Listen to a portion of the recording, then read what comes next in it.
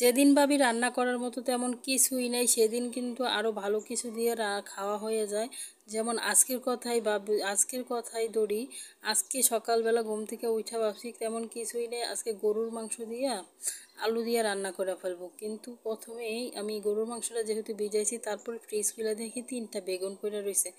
আর তাৎক্ষণিক মাথায় চলে আসলো ফ্রিজে তো 3-4 পিস ইলিশ মাছও আছে, তাহলে হয়ে যাক না তাহলে ইলিশ বেগুন। তো এখন আমি ইলিশ মাছগুলো নামাই নিয়েছি, বেগুনগুলো সুন্দর করে কাইটা নিয়েছি, আর সব কিছু জোগাড় যন্ত্র করে নিয়েছি।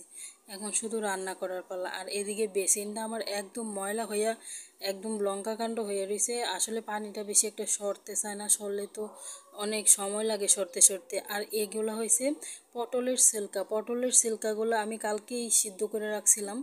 আজকে আমি পটলের ছিলকাগুলো ভাজি করব, আর গরুর মাংস রানবো, আর ইলিশ বেগুন রানবো। আর গরুর মাংসটার সাথে একটা বড় হাড্ডি ছিল, বড় হাড্ডিটা ভাবলাম মাংসর সাথে দিলে তো একদমই সিদ্ধ হবে না, তার জন্য আমি একটু আলাদাভাবে 10 মিনিট সিদ্ধ করে নিয়েছি। দেখুন 10 মিনিট সিদ্ধ করার কারণে কিন্তু মানে অনেকখানি সিদ্ধ হয়ে গেছে। এগুলোর মধ্যে আমি কিছুই দিছি না, শুধু পানির মধ্যে 10 মিনিট সিদ্ধ করছি। এখন আমি গোস্তটার সাথে দিয়ে দিব। আর গোস্তটা কিন্তু আমি জাল টাল কিছু এখনও দিছি না, শুধু আমি ম্যারিনেট করে রাইখা দিছি।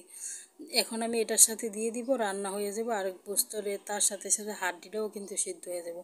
এরকম হাড্ডি যদি কেউ রান্না করেন তাহলে আগে আগে একটু সিদ্ধ করে নেবেন, দেখবেন গোস্তটার সাথে সাথে হয়ে যাব। গোস্ত হইতে তো আর হাড্ডি সমান সময় লাগে না, হাড্ডি হইতে তো 2 দিন 3 দিন, 1 দিন 2 দিন সময় লাগে।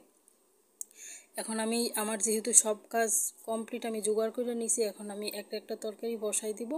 আর এদিকে আমি সব কিছু ধুইয়া দাইয়া একদম পরিষ্কার করে নিব। এখন দেখতেই পারতেছেন এগুলো আমি সব কিছু একসাথে জোগাড় করে নিয়েছি। আর সেদিকে কিন্তু আমার রান্নাও শেষ। আমি কিন্তু প্রায় 2 ঘন্টা পরে এখন ভিডিও করতেছি, আমার রান্না বান্না একদম কমপ্লিট করে নিছি। এই যে ইলিশ বেগুন রান্নাটা কিন্তু অনেক মজা হয়েছে, আমি খাওয়ার পরেই বয়েসটা দিতেছি। আর এই বিশেষ করে এই যে পটলের সিল্কা ভাজিটা, এটা হয়েছে সবচাইতে বেশি মজা, এটা অনেক মজা হয়েছে।